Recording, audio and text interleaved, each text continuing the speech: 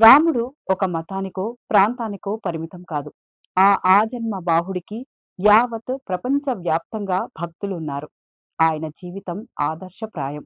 దేవుడే మనిషి రూపంలో పుట్టి, ఒక మానవుడు ఎన్ని కష్టాలు వచ్చినా ధర్మం తప్పకుండా ఎలా జీవించాలన్న విషయాన్ని రాముడు స్వయంగా చేసి చూపాడు. అందుకే అందరికీ ఆదర్శప్రాయుడయ్యాడు. గొప్ప కుమారుడిగా, గొప్ప భర్తగా, గొప్ప పాలకుడిగా, గొప్ప అన్నగా, ఇంకా చెప్పాలంటే ఒక మనిషి ఎలా జీవించాలో చెప్పేందుకు రాముడే ఆదర్శం. రాముడిని పూజించడమే కాదు, ఆయనలా జీవించడం నేర్చుకుంటే అదే నిజమైన ధర్మం. అప్పుడే నిజమైన రామరాజ్యం సాధ్యమవుతుంది. మనిషిగా అవతరించిన దేవుడి రూపం, మనిషి దేవుడిగా ఎదిగిన రూపం ఇది. రామయ్య గురించి ఒక్క మాటలో చెప్పాలంటే దేవుడు అంటే లీలలు, మహిమలు గుర్తొస్తాయి. కానీ శ్రీరాముడంటే కష్టాలు గుర్తొస్తాయి. విలువలతో ఎలా జీవించాలో గుర్తొస్తుంది. కష్టాల్లో కూడా ధర్మాన్ని ఎలా పాటించాలో తెలుస్తుంది. అందుకే శ్రీరాముడు దేవుడిని మించిన మహోన్నత వ్యక్తిత్వం అయ్యాడు. నేటి తరానికి కూడా ఆదర్శమూర్తిగా నిలిచాడు. అలాంటి శ్రీరాముడి జీవితం నుంచి మనం నేర్చుకోవలసిన కొన్ని అంశాల గురించి ఇప్పుడు తెలుసుకుందాం. రాముడి జీవితమంతా కష్టాలే ఉన్నాయి. సింహాసనాన్ని కోల్పోయినా, కట్టుకున్న భార్య దూరమైనా రాముడు ధర్మాన్ని మాత్రం వీడలేదు. తాను నమ్ముకున్న ధర్మం కోసమే జీవించాడు. మనం కూడా జీవితంలో ధర్మబద్ధంగా జీవించాలనే గుణాన్ని ఆయన నుంచి నేర్చుకోవచ్చు.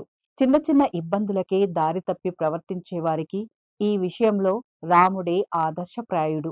శ్రీరాముడు ఎప్పుడూ తన భావోద్వేగాలను నియంత్రణలో ఉంచుకునేవాడు.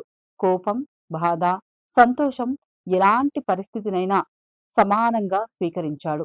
గెలుపు, ఓటములను సమానంగా చూశాడు. ఎవరిపై కోపం చూపలేదు. గెలుపు వచ్చినప్పుడు పొంగిపోలేదు. కష్టం వచ్చినప్పుడు కృంగిపోలేదు. బాధ్యతల నుంచి తప్పించుకునే ప్రయత్నం అస్సలు చేయలేదు. అందున ఆయన వ్యామోహాలకు లొంగలేదు. రాజకోటను వీడినా, అడవిలో జీవించినా శ్రీరాముడు ఓపికతో ఉన్నాడు. చివరికి సీతమ్మను కోల్పోయినా ఒక సామాన్య వ్యక్తిలానే జీవించాడు. సీతమ్మను వెతుక్కుంటూ కాలినడకన ఉత్తరం నుంచి దక్షిణ భాగానికి వెళ్ళాడు.